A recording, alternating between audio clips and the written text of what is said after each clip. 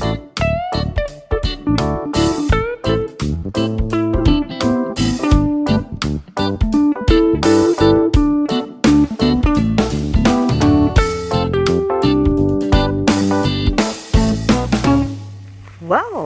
hi guys, good to see you and welcome to a CareCollab video on the Cattleya, formerly known as Laelia Purpurata. It's raining. Yeah, can you imagine? It's a bliss. It's a real bliss. Skies are grey. It's 5 o'clock in the morning. On my way to work. And it's actually raining. Oh, heavenly sight. Follow me into my little apartment and I will show you what I got and what I wish I had.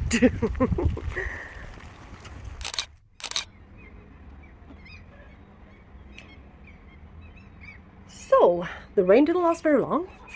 It's 8 o'clock in the evening, or even, no, it's 9 o'clock in the evening. 9 p.m. It's sunny outside again, so the rain didn't last very long, but at least it wet the ground. Huh? I'm at my balcony. Wanted to show you my Laelia Purpurata, Cattleya Purpurata moon. So this video is going to be a CareCollab video on the Cattleya Purpurata, together with loads of other participating channels, which I'm going to give you the names, links, and a pop-up on right here. So if you'd like to see their videos later on, of course, it's going to be an update. Since I made 2 already, first one and the update, so this is update number 2. But I cannot say that this plant has been progressing all that much. If you view it, if you remember it, but anyway, it has. I refuse to throw this one away. I do refuse. I haven't seen this variety before, and it's impossible to get hold of. So this one is called Cattleya Purpurata Moon, after the famous artist, landscape painter, Henry George Moon. So yeah, he painted this orchid, so that's why I got his name, after that guy. Last name was Moon. Yeah, what happened to it, yeah? I'm gonna bring it inside. I'm gonna take a closer look on it. All set by the table, yeah? I don't really think that you guys know how important this very orchid is to me. It's my precious. And I'm fully determined to keep it alive and to get it going and blooming again. I got it from my Orchid Society meeting, from the guy holding the speech, Börje. He was selling a couple of loads of plants at that meeting, 2016 in October. And amongst those, this little one was sitting, A division. About 4K in division, round about this tall, yeah. But it had to take from 2016 autumn until 2019 in April for it to bloom. Maybe this year's growth. Oh, maybe next year's growth. This one must be large enough. Where are the sheath? So it wasn't really flowery size, even though 60 centimeters tall canes. So I was confused, all confused, and I thought I did something wrong. Yeah, I don't know, but it just had to be very large before it was able to bloom. And this particular orchid, the Cattleya Purpurata, comes in many forms, many cultivars. This just happened to be one of them, a very rare one. It never occurs really. The Laelia Purpurata Moon. So I'm really happy to have it, a piece of his. I don't even think he's got the original plant left, so I think I might be one of the only ones having it still. I might be wrong, but it doesn't matter. I'm still kind of proud of it. This one blooms in April, May, June and July. So a time span for about 4 months. Yes. It doesn't bloom for a very long period, unfortunately. Around 18, 19 days. And the last blooming it had was from this little bit poorer cane. This one only lasted for 13 days. And this one came directly out here, on the base here. It didn't have a sheath. That's possible as well, so you know. Otherwise it produces a large sheath about 15 centimeters tall, and the buds are being formed inside. Yeah, that's how it normally grows, so yeah. Its blooms aren't very wide, perhaps around 12 centimeters. And for this special cultivar, its first blooming came out with a little bit sloping sepal, so it was bent all over. It was just a little poorer blooming. Its next year's blooming turned out to be a lot better with a straight sepal. So that's a little bit of its blooms, really nicely fragrant blooms, but too bad short-lived blooms, no matter how old the plant itself had become. It didn't happen. I want to have 3 or 4 weeks, but yeah, you cannot win them all, can you? Yeah, bat-shaped canes shouldn't be wrinkled. This occurs very often on this variety, on this species. But they are plumping up kind of fast when you give them enough water and enough humidity from the outside. So these leaves has now been hydrated really well out in the rain. They are getting sturdy again. Yeah, looking a lot better than even 2 days ago. Very slim to its base, almost. In every case here, you can see, no matter how tall the canes are, look slim, really slim. It's a unifoliate growing one. The leaves are unifoliate. Never occurs bifoliate, since it's a species. Creates this new growth around winter time, and when it's halfway, almost fully matured, it shall put out this large sheath. So that's how it blooms. That's how it works. Grows in Brazil area, kind of widely spread throughout the area. I don't really know much more about it, its location, but it always says Brazil, so yeah. Endemic to Brazil. Likes good light, but I've also seen that this one can grow really nicely and bloom really nicely in southeastern windows, which I got, with a little teeny bit of additional lights also. No, it's got a spot. And I usually keep it outside on the balcony. I've did ever since I got it, and I shall continue doing so to hydrate the plant. It's very dry inside during summertime here, so that's great for it. So we can collect a little bit of and store up a little bit of energy to its leaves at least. This one has been used many times. Primary hybrid crosses as well as hybrid crosses, yeah. And its heritability is very strong regarding a couple of things.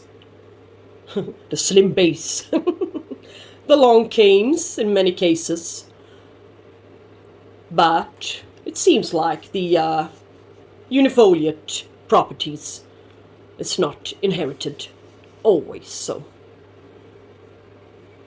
if crossed with a bifoliate one.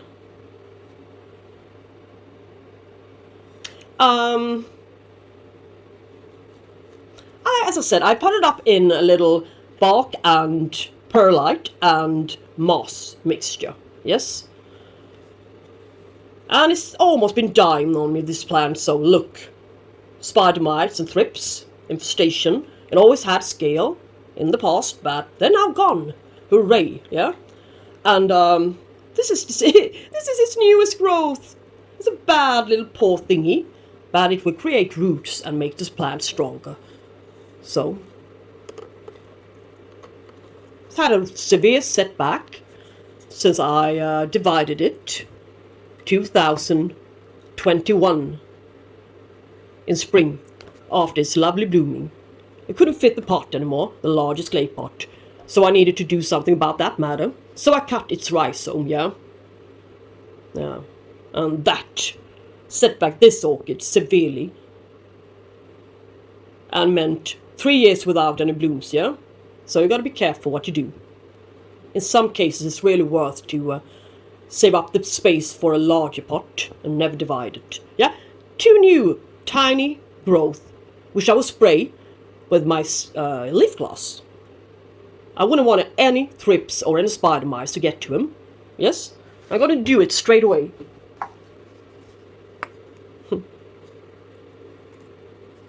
Well, I still remember to do it.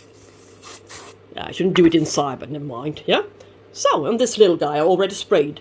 That's why this one is nice and shiny and healthy compared to this one, which I missed, so to speak. Yeah. Anyway, I water it about once a week. In some cases I dip water it, and in some cases I just flush it with some pure water. And I fertilize it very, kind of, as it says on the package, yeah, for orchids. Nothing more to it. A little bit of extra CalMag every now and then I mix in with the solution, but really nothing more to it. I don't think the fertilizing is key to everything, so many other parameters to take into account when growing orchids. Light, water, medium, flowers. Yeah, I cannot come to think about much else, but I'm going to show you a couple of hybrid crosses and primary hybrid crosses derived from this one. This is in order for you to see its heritability. The Purpurata. This is a cross. Cattleya Voltaire, Cattleya, C.G. Roebling, and Dowiana Rhea. So, let's see. It's got about... Let's see now. The C.G. Roebling is the primary hybrid cross, Purpurata and Gasqueliana. So, that would have made it 50% each. But now, it's crossed with Dowiana Rhea, also species, of course. So, I guess it will be about 30%. So, I cannot count at this hour. But never mind me counting, yeah? This is a very, very, very, very stubborn little thing. Grown in semi-hydroponics. Newly repotted together with you guys. You see? Slim. Dowiana is kind of medium-sized. Gasqueliana is medium to large-sized. Purpurata is kind of large-sized, I would imagine, yeah. That's what I call it, anyway. This one is kind of mature, but still not so tall, so it's got a lot of inheritance from the Dowiana, I can tell, but still, the very slim bases and unifoliate slim leaves. Kind of finicky regarding being divided and touched and such. Here's another little thingy. I got it in October last year, so I have had it about 9 months' time. Cattleya, C.G. Roebling, Blue Indigo. It's a cultivar, very, very awarded and popular. I'm gonna give you a pop-up on its blooms. So after that, having seen that, you won't have to wonder anymore. Yeah, that's where I got it. This poor little orchid. It had one single leaf, I think this leaf, and a little teeny weeny, a couple of teeny weeny leaves here to the base, which obviously aren't there anymore, so they dropped. And whole plant, I mean, yeah, it almost hit the bin, but I I didn't have the heart, I just waited and waited. Since I saw a little growth, yeah? I waited for this little growth trying to develop, so. And now it's coming on. At least a bit. Blue indigo. Not gonna die anymore. Plenty of roots down there. So look that way, but it's the truth. And this is a primary hybrid cross between Cattleya gaskeliana and Laelia, I should say Cattleya purpurata. So 50-50. I don't think it occurs in nature, so since the gaskeliana is native to Colombia and Venezuela, so, and not Brazil. So I think it's a man-made hybrid, primary hybrid cross, but yeah. You can see, slim, slender leaves, a little bit fussy and finicky before you get it going. Yay. Here's another cross. Yeah, maybe it's difficult for you to see it from this angle, but this one is called Cattleya Vinosa. It's a cross between Cattleya cedri robling and Cattleya labiata. Yeah. So, Purpurata, gaskeliana, and labiata. Yes. Normally, gaskeliana doesn't like semi-hydroponics. Yes. Nor do the Purpurata. I've noticed. I brought mine out. I had one more Purpurata. It was cured in semi-hydro. It couldn't take all that moisture and rotted. Yeah. This one can. Looking great. Even though it's got gaskeliana and Purpurata in it, it also has got the labiata in it, which seems to be kind of a bit stronger. Yeah. Not as slender here anymore. In some cases, looks even normal. Normal with the base of the canes, but so now labiata is coming in, being stronger. Here, another interesting one. This one is a huge monster. I've grown on this one from seedling for the last 8 years. So I'm really proud of this one as well. So, what is it? What am I so proud of? This is a primary hybrid cross occurring in nature. So it's not a man-made cross. It's between Cattleya purpurata and Cattleya Tigrina, also awarded as the Leopoldii. Not to be confused with the Guttarda. No, I have that one. They aren't similar at all. Anyway, this crossed with a Cattleya with a significant shape of its lip. Triangular shaped. Look at the picture here and you can see for yourself and find out what I mean. A little bit triangular shaped lip. Yes. And deep colored lip, which is inherited from the Tigrina. And the shape and size of the flowers comes from the Purpurata and the time it blooms. It's around 19 days, so that's similar to the Purpurata. This one is a heavy grower. Produces loads of canes. This orchid really loves to be alive, yeah? Can you see? There's a possibility on 3 cane blooming this year, this autumn. Blooms from about August to October. So it carries a little bit more autumn blooming period. And you want to know where that comes from? Yeah, it's from the Tigrina, autumn bloomer. And carries both, as you can see, unifoliate leaves. In some cases, not in many cases, but in a few. And in most cases, it carries bifoliate leaves. So, the 50% inheritance from the Tigrina, I think, is stronger than the 50% inheritance from the Purpurata, so. But, slim to the base, yay, long, and it's a tall one. One thing I noticed, I draw this conclusion, that it likes to be sitting in semi-hydro, on the contrary to the Purpurata, which hated it, yeah? Why is this one blooming and growing so nicely in semi-hydroponics? Leca growing. Yeah. The Tigrina grows in swamps. A little bit low light orchid in really humid conditions. The Purpurata comes from wooden, yeah, wooden hills. What that means, I'm not sure, but maybe it grows on wood trunks or whatever. A little bit more dry, I believe, I suspect, yeah. So, I think that's why this one manages the semi-hydro much better than the original species Purpurata.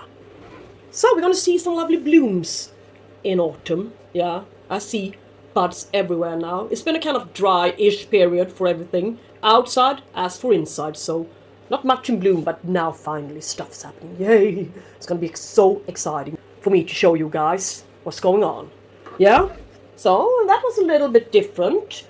Now over to something I know you guys are gonna love. Yay. A little unboxing. So if you didn't watch all the way to here, you're gonna miss it. Yay.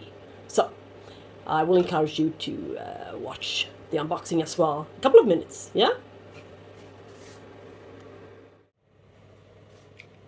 Ha ha ha, it's empty. Empty table. Not for very much longer. Today's surprise, to honor this CareCollab video. Laelia, yeah, should be Cattleya, reclassified. Purpurata, Carnia. So only one I could find right now. 3 years to flowering size, so it's a tiny little plant. But nonetheless, I wanted to have it. Not even 10 euros, so I thought it was a bargain anyway.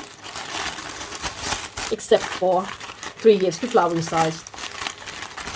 I think we should add a couple of years more. Now I can see the size of it. But they grow very kind of fast. And if it likes my conditions, it's gonna take off. With its next, or perhaps the growth, no, with its next growth, this one coming, good roots, good time to repot it.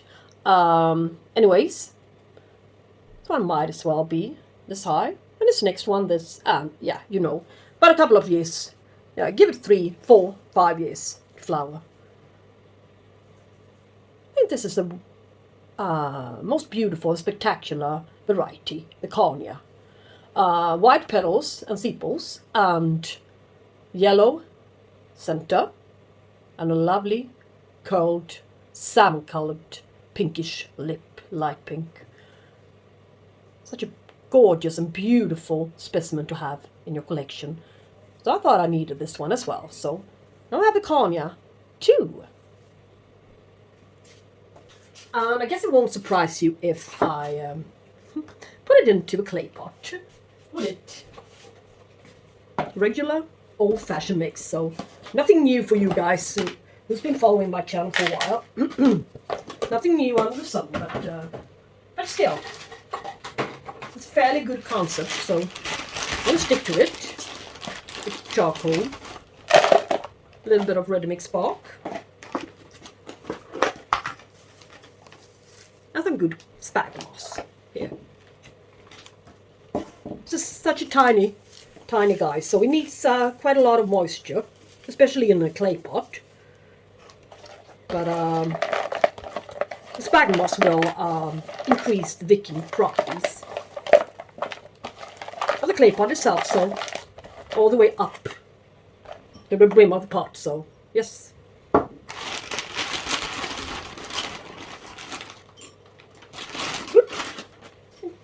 little bit more sphagnum moss to this one's mixture than my regular seedlings. Because I know for a fact that Purpuratas likes to drink quite a lot of water during this warm period. Get it down. That is in a good growing stage, so I'm gonna just not be scared and just repot it quick and easy. The very same way as I keep all of my other seedlings on the very same shelves. So, I mean, it's easier to take care of them simultaneously. Some good space to grow to the front. This new little cute growth.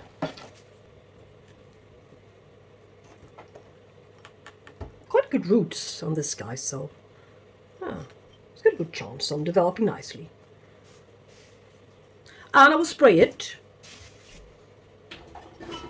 Leaf gloss.